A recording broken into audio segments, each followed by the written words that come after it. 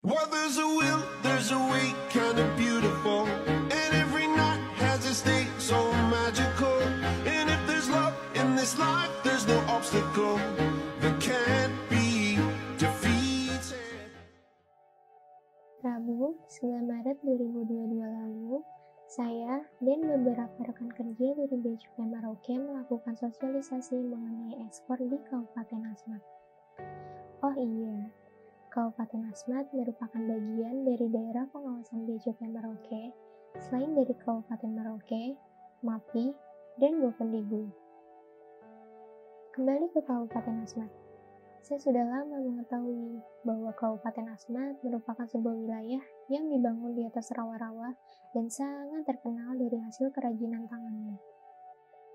Jalanan menuju Asmat ini harus ditempuh menggunakan pesawat terbang selama 2 jam, melalui Bandara Mopah Merauke menuju Bandara Ewor Asmat.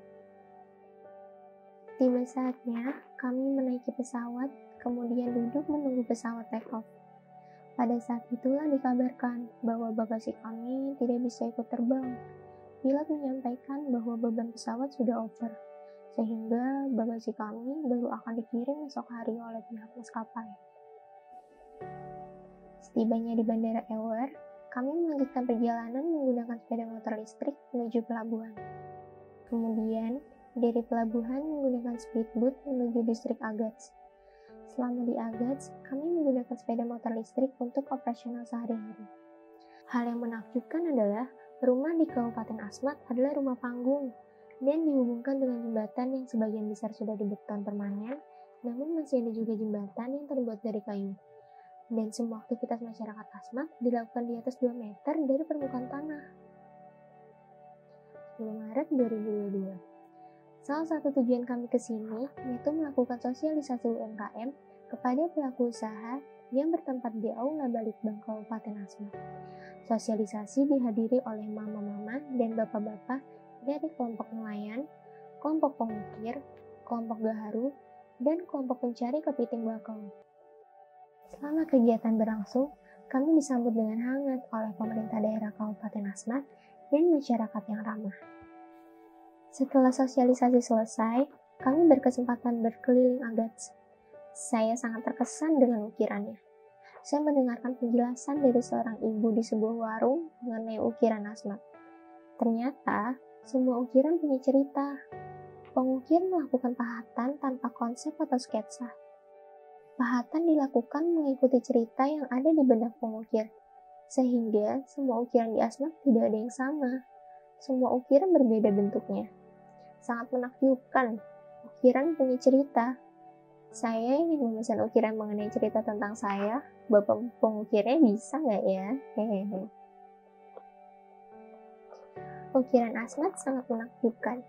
Kalau kita telusuri di Google, cerita tentang ukiran Asmat sudah go internasional. Biasanya, setiap tahun di bulan Oktober akan diadakan festival budaya di Asmat. Tentunya, kapal pesiar atau yah akan berkunjung ke Asmat mengenal budaya Asmat dan membeli ukiran dari Asmat. Namun, karena pandemi COVID-19 melanda, sejak tahun 2019, festival sudah tidak ada lagi.